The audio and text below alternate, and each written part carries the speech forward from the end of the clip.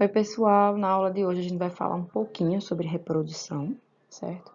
E na biologia existe uma frase que se diz assim: todo ser vivo nasce, cresce, se reproduz e morre. Então, a reprodução ele está ali em um dos objetivos centrais dos seres vivos.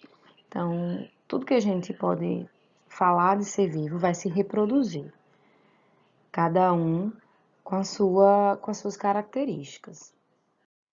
Então, na biologia, a reprodução se refere à capacidade dos seres vivos de produzir seus descendentes. Qual o objetivo da reprodução? É dar continuidade à sua espécie. Então, se uma espécie ela não tem capacidade de se reproduzir, não vai ter mais indivíduos e uma hora a espécie acaba morrendo, certo? De que forma pode ocorrer a reprodução na biologia? De duas formas, de forma assexuada e de forma sexuada. Vamos ver um pouquinho das características dessas duas. A forma assexuada acontece, por exemplo, nas bactérias e em alguns outros indivíduos mais simples. De que forma? Todos os descendentes vão ser idênticos ao primeiro, ao que gerou esses descendentes, certo? E não vai ocorrer a troca de material genético, por isso que eles são idênticos. É um indivíduo que se divide de alguma forma, a gente vai ver como, dando origem a outros indivíduos, certo? Da forma sexuada, a gente vai ter o quê? Descendentes diferentes, como a gente pode ver nessa ninhada de gatinhos, cada um é diferente do outro. Isso porque vai ocorrer a troca de material genético. Vamos ver um pouquinho disso mais na frente.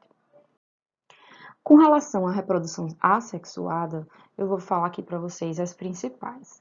Nós temos a divisão binária, que é onde uma célula, um indivíduo que é unicelular, ele vai dar origem a dois indivíduos idênticos. Isso acontece muito nas bactérias.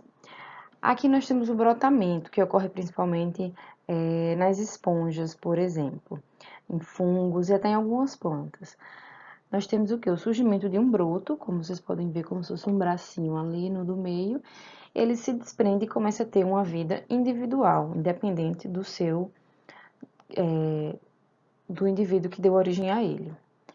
Outra forma é a fragmentação, que ocorre principalmente nas estrelas do mar. Pode ser espontâneo, pode ser por acidente. Cada fragmento vai gerar um novo indivíduo. Nós temos também a estaquia. A estaquia não é uma reprodução espontânea, ela é criada pelo homem, que é quando a gente retira galhinhos das plantas para formar mudas, e cada uma daquela muda vai dar origem a um indivíduo idêntico ao primeiro, certo? Com relação à reprodução sexuada, nós vamos ter o seguinte: os indivíduos, os indivíduos que se reproduzem sexuadamente, eles produzem gametas. O que são gametas? São células sexuais.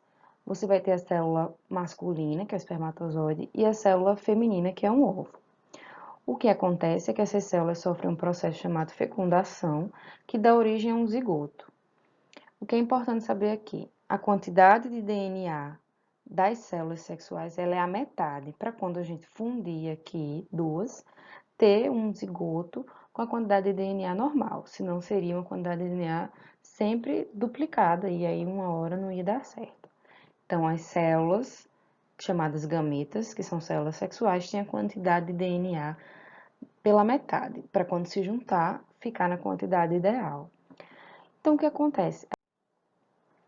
Uma mistura do DNA, uma mistura do material genético. E isso dá origem ao que a gente chama de variabilidade genética. Como a gente vê mais uma vez na ninhada dos gatinhos, cada gatinho tem uma característica, certo? Cada um teve uma mistura do DNA diferente. Por que isso é importante? Acontece o seguinte, a variabilidade genética aumenta a capacidade de adaptação. Então, se desses gatinhos todos tiverem uma doença do carrapato, mas um deles tem uma diferença, tem um DNA diferente que é resistente, ele vai sobreviver e ele vai dar continuidade à espécie dele.